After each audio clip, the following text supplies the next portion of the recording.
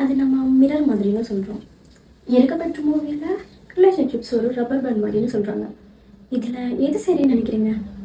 என்னை பொறுத்த வரைக்கும் ரெண்டுமே தான். ரிலேஷன்ஷிப் ரப்பர் பேண்ட் மாதிரியா மிரர் மாதிரியாங்கிறது டிசைட் பண்ணுறது அந்த ரிலேஷன்ஷிப்பில் இருக்கிற ரெண்டு பேர். இப்போ பார்த்தீங்கன்னா, இப்போது ஒரு ரிலேஷன்ஷிப்பில் இருக்காங்க.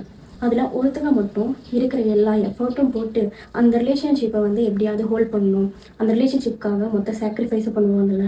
லைக் இப்போ ஒரு கயிறை நம்ம ரொம்ப நேரம் ஹோல்ட் பண்ணி வச்சுருக்கோம். அது போக போக என்ன ஆகும், நம்ம கை என்ன ஆகுங்கிறது உங்களுக்கு தெரியும். ஸோ அந்த மாதிரி தான் இந்த மாதிரி இருக்கிற ரிலேஷன்ஷிப்ஸ். அது கண்டிப்பாகவே மிரர் தான். அது என்ன தான் நீங்கள் வந்து எவ்வளோ டைம் உடைஞ்சாலுமே திரும்ப நீங்கள் ஒட்டணும்னு ட்ரை பண்ணால் அது உங்களையும் காயப்படுத்தும், அவங்களையும் தான். இன்னும் ஒரு சிலர் எல்லாம் கரெக்டாக தான் இருக்கும், ஆனால் சின்ன சின்ன மிஸ் அண்டர்ஸ்டாண்டிங், அது அவங்க ஈகோனால ரெண்டு பேரும் பேசிக்காமல் அது பெருசாகி அப்படியே விடுறது. ஸோ இந்த மாதிரி சின்ன சின்ன விஷயம் வரும்போது ரப்பர் பேண்ட் மாதிரி ரெண்டு பக்கம் இழுக்கும்போது கண்டிப்பாக கட் ஆகும். ஸோ அந்த டைமில் அது அப்படியே அந்த ஈகோனால விட்டுறாமல் அது நாட் போட்டு அந்த ரிலேஷன்ஷிப்பை ஸ்மூத்தாக கொண்டு போகலாம். ஸோ என்னை பொறுத்த வரைக்கும் உங்கள் ரிலேஷன்ஷிப்பை நீங்கள் மிரர் மாதிரி இருக்கீங்களா, ரப்பர் பேண்ட் மாதிரி இருக்கீங்களாங்கிறது உங்கள் கையில் தான் இருக்குது.